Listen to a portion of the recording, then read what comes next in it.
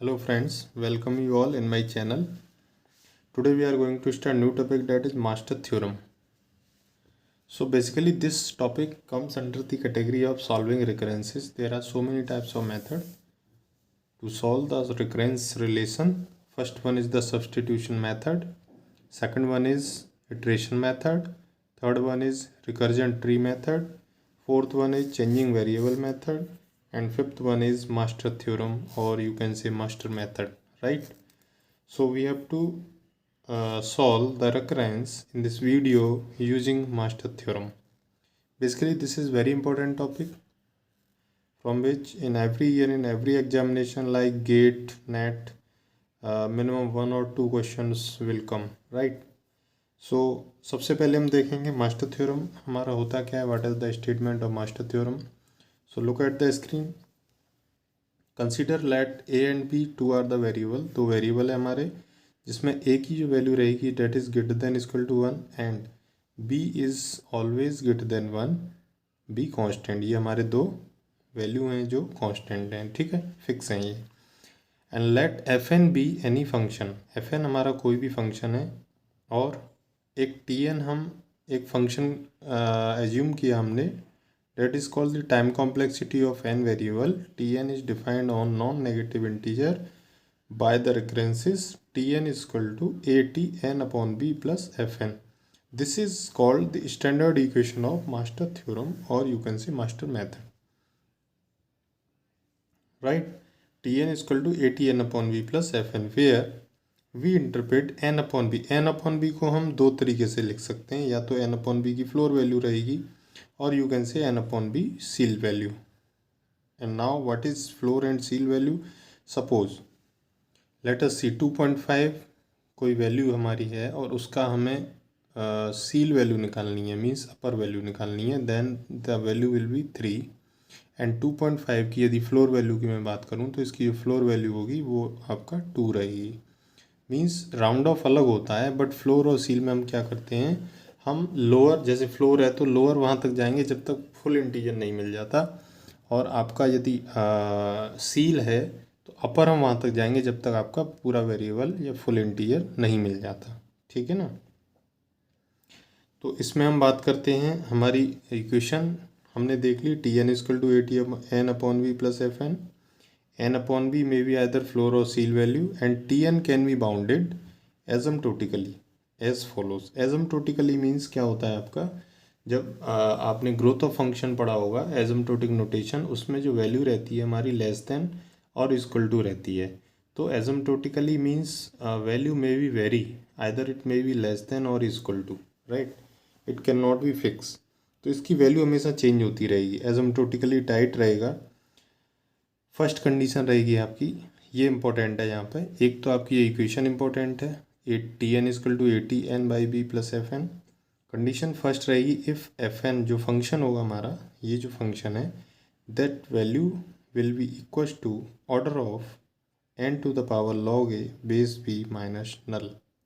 N की power log A base B minus null for some constant null is greater than 0.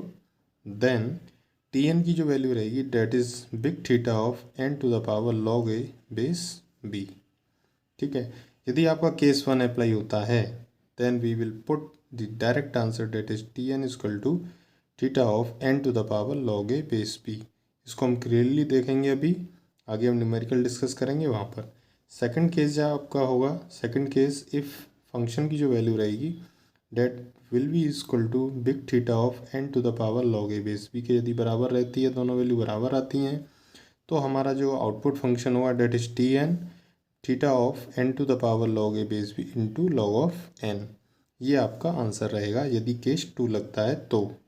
Case 3 की हम बात करें, if f n equal to, जो f n की value रहेगी big omega of N to the power log A base b plus null, ठीक है, and for some constant null is greater than 0, जो नल की वैल्यू है वो 0 से बड़ी रहेगी, ठीक है. तो इस केस में हम क्या करेंगे, एक और कंडीशन रहेगी, F N by B is less than equal to C F N for some constant C is less than 1 and all sufficiently large number of N, then T N will equal to theta of F of N, right. यदि third case लगता है आपका plus वाला, then आप T N is equal to theta of F N put करेंगे।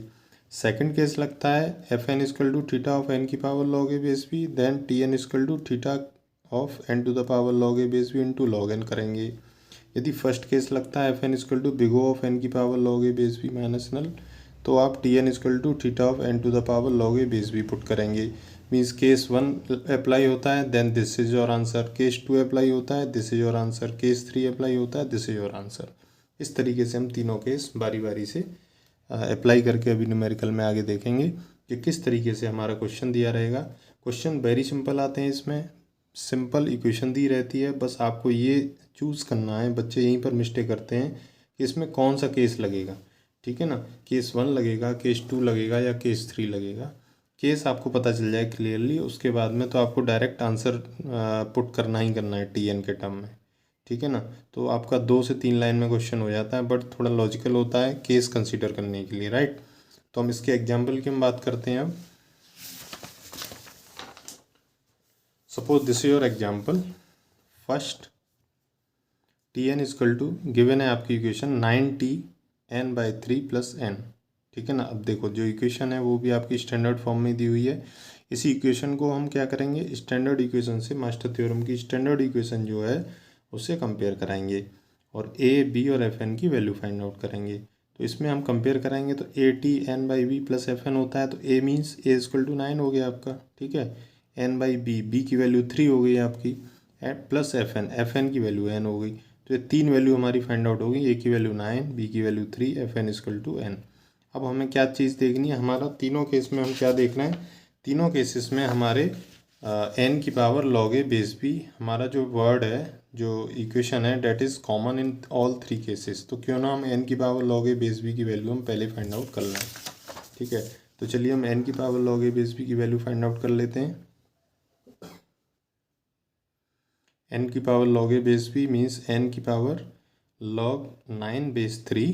log 9/3 को हम कैसे कैलकुलेट करेंगे, या तो आपके पास साइंटिफिक कैलकुलेटर है तो आप log 9/3, आप जनरली उसमें देखो log 10 पे होती है वैल्यू, लेकिन जब भी हम अदर बेस पे निकालते हैं तो उसी वैल्यू के log से हम उसको डिवाइड कर देते हैं।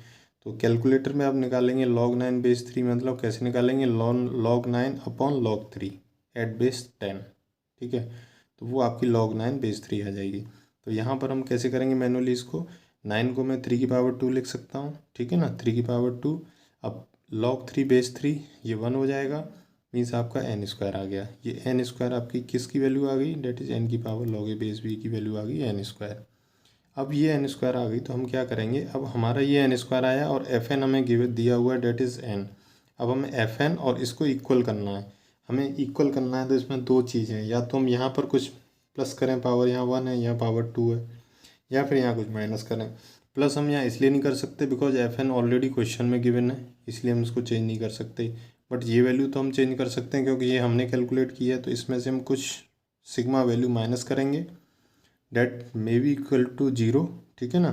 माइनस नल करेंगे, माइनस सिग्मा करेंगे, और माइनस वाला जो केस है हमारा कौन सा है जरा हम देखते हैं। माइनस वाला जो केस है हमारा, that is case 1, fn equal to big O of n की power log A base B minus null. इसमें से कुछ ना कुछ हम माइनस कर रहे हैं तभी हमारा fn के इक्वल हो पा रहा है, ठीक है।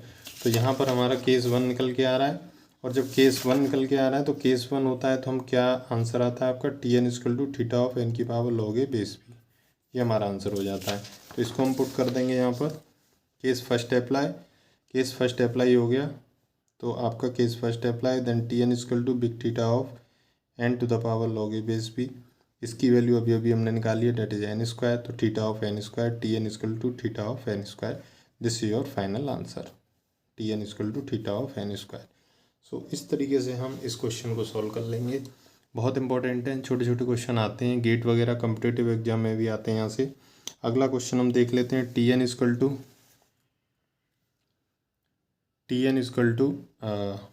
T2n/3 + 1, राइट, ठीक है। अब यहाँ पर हम फिर से वही चीज़ करेंगे, हम कंपेयर करेंगे। जैसे ही हम कंपेयर करेंगे तो कंपेयर करने पे हमारा क्या चीज़ आ जाएगी, ए बी और fn की वैल्यू हम फाइंड आउट करेंगे।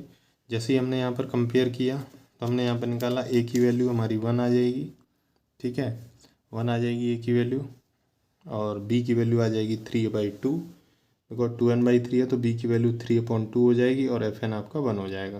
तो तीनों वैल्यू फाइंड आउट हो गई। अब हम n की पावर log a बेस भी निकालेंगे, तो n की power log a log 1 base 3/2 log 1 base 3/2। जब आप कैल्सी में निकालेंगे log 1 अपॉन log 3/2 तो ये आ जाएगी 0, ठीक है ना। तो मीन्स n की पावर 0, n की पावर 0 हमेशा 1 होता है, तो इसकी वैल्यू आ गई डेट इज़ 1, राइट। अब 1 आ गई, fn आपका ऑलरेडी 1 है तो 1 और 1 इक्वल हो गया। अब हम देखते हैं इक्वल वाला हमारा केस कौन सा है। इक्वल वाला हम यहाँ पर देखते हैं, इक्वल वाला हम देखते हैं कि इक्वल वाला जिसमें ना सिग्मा ना प्लस हो रहा ना माइनस हो रहा, डेट इज़ केस 2, ठीक है। केस 2 है तो हम डायरेक्ट पुट करेंगे Tn = थीटा ऑफ n की power log a base b into log of n, यानी ये वाली इक्वेशन आपकी पुट हो जाएगी केस 2 में। तो यहाँ पर हम आ जाएंगे अब केस 2 अप्लाई हो रहा है, तो ये आ जाएगा Tn = थीटा ऑफ n की power log a base b into log n big theta of, इसकी वैल्यू आई हमारी 1 dot log n means theta of log n, hence the complexity of this recurrence relation is Tn = big theta of log n। ये आपका answer आ जाएगा। तो इस तरीके से हम मास्टर थ्योरम के क्वेश्चन को सॉल्व कर लेते हैं। आगे हम एक और क्वेश्चन देखते हैं, ये देखिए, this is third question, third example. Tn = 3Tn/4 plus n log n। इसकी हम बात करते हैं तो कंपेयर करते हैं, a की वैल्यू 3 हो जाएगी, b की वैल्यू आपकी 4 हो जाएगी और fn आपका n log n हो जाएगा, ठीक है। तो वही सेम प्रोसीजर n की पावर log a बेस भी जैसा हम बाकी सब में निकाल रहे थे, n की पावर log 3 बेस 4 हो जाएगा, log 3 अपॉन log 4 निकालेंगे तो ये आ जाएगी 0.793, n की पावर 0.793 में तो n की पावर 0.8 मीन्स n की पावर 1 से थोड़ा सा कम है, ठीक है ना। n की पावर 1 नहीं है मीन्स n नहीं है, ठीक है। और जो fn है हमारा n इंटू लॉग n है, मीन्स ये काफ़ी बड़ा है, ठीक है। तो हमें कुछ टर्म, कुछ वैल्यू, कुछ वेरिएबल यहाँ पर हमें ऐड करना पड़ेगा इसके इक्वल लाने के लिए।